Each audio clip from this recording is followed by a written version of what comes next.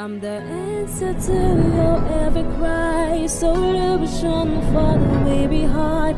I bring to you good news. Oh glory, hallelujah, hallelujah, hallelujah. Ngiyanibingelela-ke ngiyanemukela futhi esihlokweni sethu sanamuhla se-Rhapsody yamaqiniso. I-Rhapsody yamaqiniso-ke incwadi yethu yokukholwayo wonke amalanga. Siyazi ukuthi ibhalwa ngumfundisi lomkhulu, umfundisi Chris Oyakhilome, DSC. Lamhla-ke lilanga lekugcina enyangeni yeNgci lisonto tinge-31. Umfundisi usipha sihloko lesihle kakhulu uthi uNkulunkulu asesimeni semuntu. Umbhalo lesivule ngawo lamhla siwuthola encwadini yabaseRoma bekuqala sahluko 4 kufunzeka kanje. Wamenyetelwa ukuthi uyindvodzana yaNkulunkulu ngemandla, ngekwemoya webungcwele, ngekuvuka ekufeni. Ligama leNkosi malibonga. Uyaqala-ke umfundisi uyabhala lamhla uthi liBhayibheli lisitshela ukuthi Jesu Kristu uyindvodzana yaNkulunkulu. Nyalo leyo inkulumo lesimanga ngoba Jesu washo njalo yena liqobo lwakhe. Futhi lapho labanye nabathi uyindvodzana yaNkulunkulu akazange akuphike, wakuqinisekisa. Kodwa vele empeleni usho ukuthini indvodzana yaNkulunkulu? Ngikuchazile ngetikhathi letinyenti kodwa kudingeka kuphindwe mayibongwe inkosi. Uthi-ke umfundisi indvodzana yaNkulunkulu akasho umuntu lotelwe uNkulunkulu ngekuchaza kalula. Indvodzana yaNkulunkulu usho uNkulunkulu asenyameni yemuntu.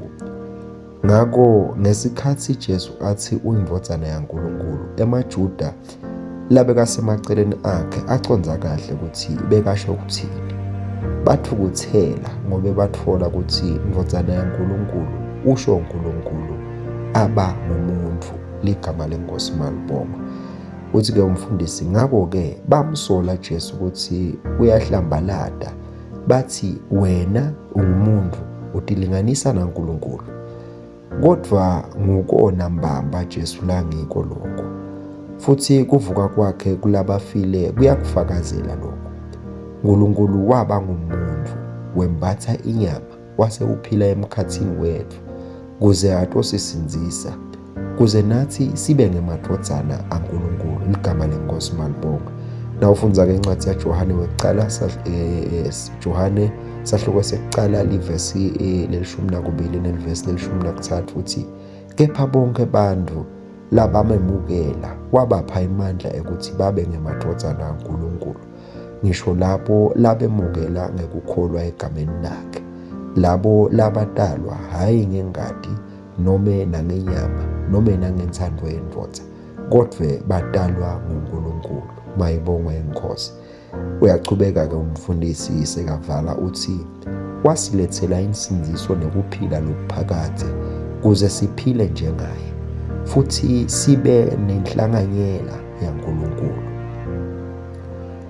Nyalo sesingaba nebudlelwane naNkulunkulu njengebantwana bakhe labathandzekako. Singakhuluma naye futhi naye akhulume nathi. Wasiletha esigabeni sakhe, usende saba njengaye. Oh hallelujah, glory to God. Nawufunza incwadi yaJohane wekuqala sahluko 4 livesi le-17 ithi njengoba anjalo sinjalo nathi kulo mhlaba. Nyalo nathi sesibantwana baNkulunkulu. Umbhalo uthi asenibuke luhlobo loluthando lolungaka babe lasinike lona ukuthi sibitwe ngekuthi sibantwana baNkulunkulu. Lokho kuhleshunwe encwadini yaJohane wekuqala sahluko 3 livesi lekuqala. Ligama leNkosi malibongwe. Oh hallelujah, oh hallelujah, hallelujah, hallelujah. Ngicela sisho umthandazo-ke ngidawusho emva kwami ngalokudayelekile. Babe lothandzekako, ngiyakubonga ngesembulo saJesu Kristu, ayindvodzana yaNkulunkulu.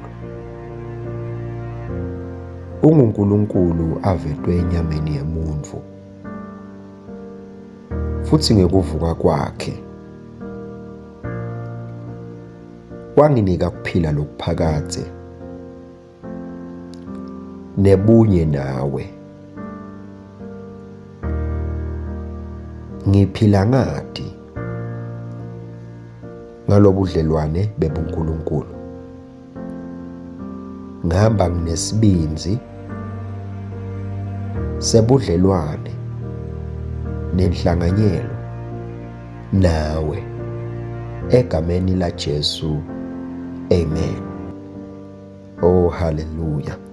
Nawuqhubeka nesifundo ke lamhla utawufunda incwadi yaJohane sahluko sekuqala livesi le-14, ufunze incwadi yaJohane sahluko se-10, ufunze uqale evesini le-13 uyogcina evesini le-36, bese ufunza incwadi yaThimothi wekuqala sahluko sesi-3 livesi le-16.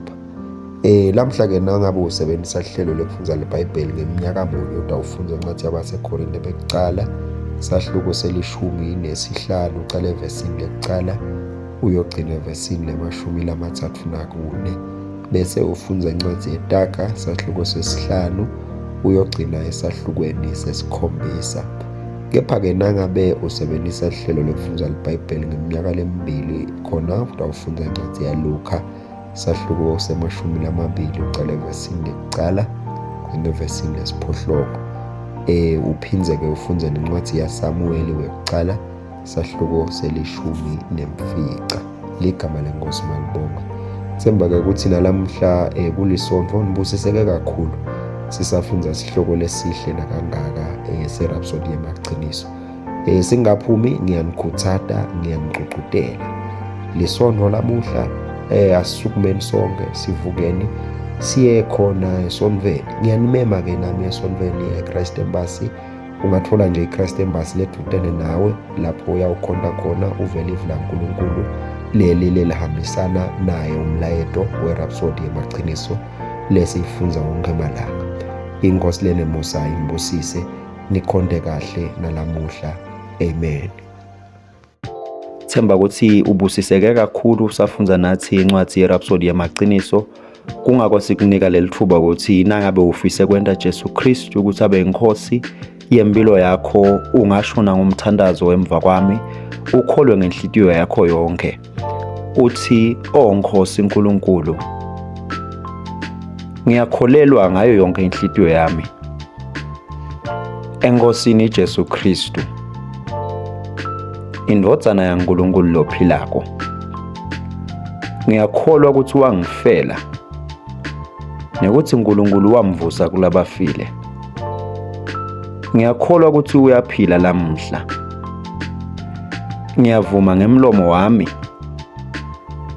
ukuthi Jesu Kristu uyinkosi yempilo yami kusukela lamuhla. Ngaye nangeligama lakhe nginekuphila lokuphakathe. Ngidelwe kabusha. Ngiyabonga Nkosi ngekusinzisa impilo yami. Nyalo sengumfana waNkulunkulu. Haleluya. Nangabe usho lo mthandazo ngicela ukuhalalisela phindze ngikwemukele emndenini webaKristu. Inkosi ikubusise. Amen.